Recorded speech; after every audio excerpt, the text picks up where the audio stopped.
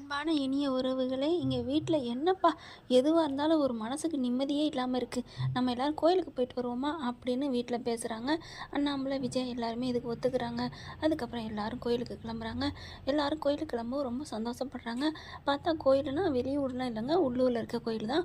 அங்கே போய் பார்த்தா சாமி கும்பலான்னு போகிறாங்க. ரோகிணி பார்த்திங்கன்னா, நான் வரல, எனக்கு வேலை இருக்குது அப்படிங்கிறாங்க. என்னது வேலையா?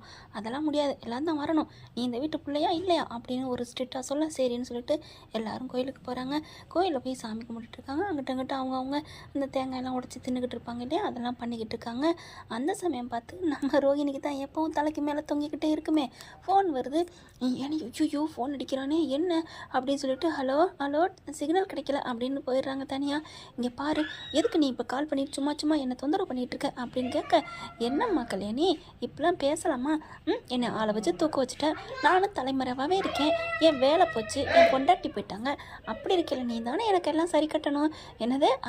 காசை தம்மா கேட்டேன், என் பொண்டாட்டி இல்லைங்கிறக்காண்டி உன்னையெல்லாம் இங்கே பார், உனக்கு அவ்வளோதான் லிமிட்டு, உனக்கு காசு நான் கண்டிப்பாக தருவேன், ஆனால் இப்போ என்கிட்ட இல்லை. நீ இப்போ இல்லைன்னு சொல்லி எத்தனை வாட்டி எனக்கு கொடுத்துருக்க தெரியாதா என்ன? அதனால் எனக்கு ஒரு லட்சம் வேணும், எனக்கு அடுத்த வாரம், எனக்கு கண்டிப்பாக நான் ஒரே வாரம் டைம் தரேன், 1,00,000 ரூபா பணம் வேணும், இங்கே பாரு தர முடியாது அப்படின்னு சொல்லி பேசிகிட்டு இருக்கீங்களே, கரெக்டாக இங்கே கறிக்கடை மாமா வராரு. பாப்பா ரோகிணி பாப்பா அப்படின்னு கேட்க, ஐயோ அப்படின்னு சொல்லிட்டு இங்கே ஃபோனை வை அப்படிங்கிறாங்க. என்னப்பா யார்கிட்ட தெரியாமல் திருட்டுத்தனமாக பேசுகிற மாதிரி பேசிக்கிட்டு இருக்க? அதெல்லாம் ஒன்றும் இல்லை, நீங்கள் எதுக்கு இங்கே வந்தீங்க? எங்கள் குடும்பத்தாளுங்க எல்லாருமே எங்கள் கோயிலுக்கு வந்திருக்காங்க, நீங்கள் ஏன் வந்தீங்க அப்படின்னு கேட்க, என்னப்பாப்பா உன்னை பார்த்தோம், பாவம் நம்ம தெரிஞ்ச பிள்ளையாச்சேன்னு பார்க்க வந்தேன். என்னப்பா? ஐயோ நீங்கள் போங்க. ஏப்பா நீ மறந்துட்டியா? என்னை பற்றின உண்மைதான் எல்லாத்துக்கும் தெரியுமே, அப்புறம் ஏன் நாம பேசினோம்னா ஒன்றும் தப்பாக நினைக்க மாட்டாங்கம்மா அப்படின்னு சொல்ல, ஐயோ அப்படின்னு சொல்லிட்டு அவங்க பழைய நினைப்பில் இருக்காங்களா. இருந்தாலும் என்ன பண்ணுறாங்க ரோகிணி, பரவாயில்ல இருந்தாலும் பரவாயில்ல, நீ போனதுக்கப்புறம் அவங்களுக்கு பழைய நினைவு வந்துடும். மாமனை நடிக்க வச்சால அப்படி இப்படின்னு என் மாமியா கிளவி இருக்கால, அதெல்லாம் ரொம்ப பேசும், நீங்கிட்டு வா அப்படின்னு சொல்லிட்டு கூட்டிகிட்டு போகிறாங்க.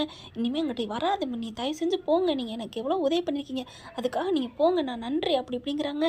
என்ன பாப்பா நீ நல்லா இருக்கியான்னு கேட்க தானே வந்தேன், உன் சொத்துல நான் கேட்டு வந்தேன். இந்த காலத்தில் நல்லதுக்கே காலம் இல்லை, யாருமே நன்றி நினைக்க மாட்டேங்கிறாங்க, நன்றி மறந்துடுறாங்க அப்படின்னு சொல்லிட்டு, என்ன பாப்பா இப்போ உன் வீட்டில் நீ நிம்மதியாக இருக்கியா? நான் நிம்மதியாக இருக்கேன் போதுமா, அப்புறம் ஏன் பதட்டப்பட்டே பேசுகிறேன்? இப்போ யாருக்கிட்டே பணத்தை தரேன், அடுத்த வாரம் தரேன், நீ ஏதோ பேசிக்கிட்டு இருந்தியே, இன்னும் என்ன உங்கள் வீட்டுக்கு தெரியுமா தெரியாதா? நீ ஏற்கனவே கல்யாணம் ஆனவ, உனக்கு குழந்தை இருக்குது அப்படிங்கிற விஷயம்லாம் தெரிஞ்சிருச்சா தெரியலையா? தெரியலன்னு தான் நினைக்கிறேன், அதனால தான் நீ பயந்து பேசுகிற. இங்கே பாரு பாப்பா, என்றைக்கா இருந்தாலும் சரி, பொய் என்றைக்குமே தலைக்கு மேலே இருக்கிறது போல தான், ஆயுதம் போல தான் தலையில் வந்து இறங்கிரும். நீ உண்மையை சொல்லிட்டினா அந்த தூக்கி போட்டுட்டு நிம்மதியாக இருக்கலாம், அவ்வளோதான் நான் சொல்லுவேன் அப்படின்னு சொல்லிட்டு அவர் கிளம்பிறாரு. அவங்க ரோஹிணி அப்பாடா அப்படின்னு திரும்புகிறாங்க. பார்த்தா தூக்கி வாரி போடுது, மீனா நிற்கிறாங்க. ஐயோ மீனா நிற்கிறாங்க. அம்மா நல்ல வேலை அவங்களாம் அங்கிட்டு நிற்கிறாங்க அப்படின்னு சொல்லிட்டு மீனாங்கில இந்த மீனா வேகமாக போக பார்க்குது.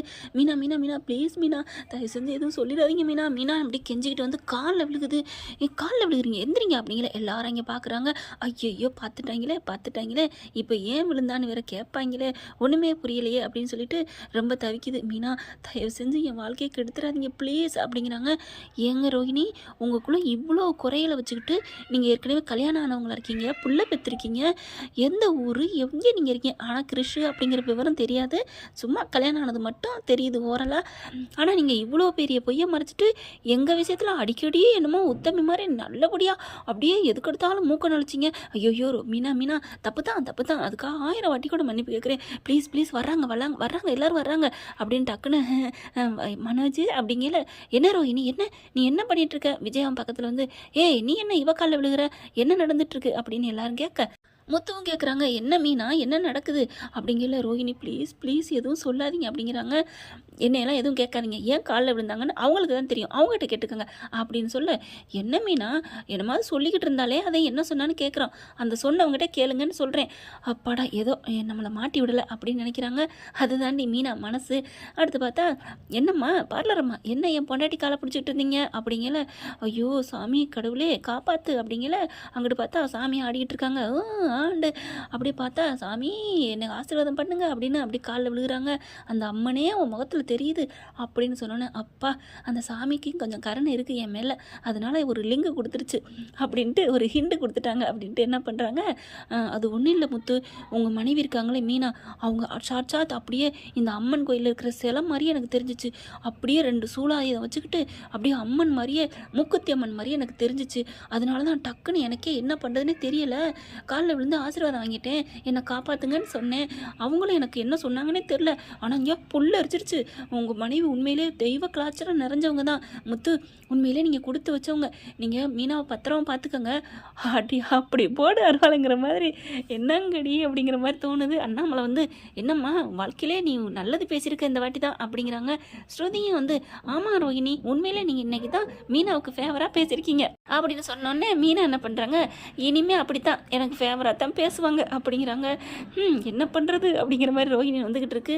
மீனாவை பற்றி ஏதோ தெரியுது ரோஹிணியை பற்றி நம்ம ஸ்ருதிக்கு, ஏதோ மாட்டியிருப்பாங்க போல இருக்கு. பார்ப்போம் வெளிச்சத்துக்கு வராமையா போகுது, பல நாள் திருட ஒரு நாள் மாட்டாமல் போகிறான் அப்படிங்கிறாங்க. முத்துவும் என்ன மீனா என்ன நடந்துச்சு, ஒன்றும் இல்லைங்க விடுங்க, அவ புருஷன்ட்ட எதையும் மறைக்கக்கூடாதுன்னு ஒவ்வொருத்தையும் சொல்லுவாங்க, நீ மறைக்கிற மாதிரி இருக்கே ஏங்க, அதான் சொல்லிட்டாங்கல்ல அவங்க கண்ணுக்கு நான் அம்மனா தெரிஞ்சிருக்கேன், காலில் விழுந்திருக்காங்க விடுங்களேன் அப்படின்ட்டு போகிறாங்க. அம்மன் அருள் புரிஞ்சிட்டியா அப்படிங்கிறாங்க. கிட்டத்தட்ட அருள் புரிஞ்ச மாதிரி தான் வாங்க அப்படின்ட்டு போகிறாங்க. அப்பாடா அப்படின்னு நெஞ்சில் கையை வைக்கிது. என்ன நீ நெஞ்சில் கையை வைக்கிற, இல்லை அம்மன் எனக்கு காட்சி தந்துருச்சு அதுதான். அவளை சும்மா பூ கட்டுறவ, அவளை போயிட்டு மனோஜ் அப்படிலாம் பேசாத, இனிமேல் மீனாவை பற்றி நீ தப்பு தப்பாக பேசக்கூடாது. என்னடி ஒரே நாளில் மாறிட்ட, ஆமாம் கடவுளை உங்கள் கண்ணில் தெரிஞ்சாங்க, உண்மையிலே மீனா வந்து அம்மன் தான், நீங்கள் எதுவும் பேசாத அப்படின்னு வாயடைச்சிட்டாங்க. மீனா நினைக்கிறாங்க எப்படியோ இந்த வீட்டில் பிரச்சனை இல்லாமல் இருந்தால் சரி அப்படின்ட்டு உண்மையை வந்து முத்துக்கிட்ட முதற்கொண்டு மறைக்கிறாங்க. என்ன ஃப்ரெண்ட் இப்படி தான் போகலாம், ஒரு நாள் கண்டிப்பாக மீனா தான் கண்டுபிடிப்பாங்க. ஆனால் தெரிஞ்சதுக்கப்புறம் முத்துக்கிட்ட மறைப்பாங்களா மறைக்க மாட்டாங்களா அப்படிங்கிறத கமெண்ட் பாக்ஸில் உங்களுக்கு தெரிஞ்சதை சொல்லிடுங்க. இந்த பதிவு உங்களுக்கு பிடிச்சிருந்துச்சுன்னா உங்கள் பொண்ணான கையில் ஒரு லைக்கை போட்டு சப்ஸ்கிரைப் பண்ணுங்க. Thank you friends.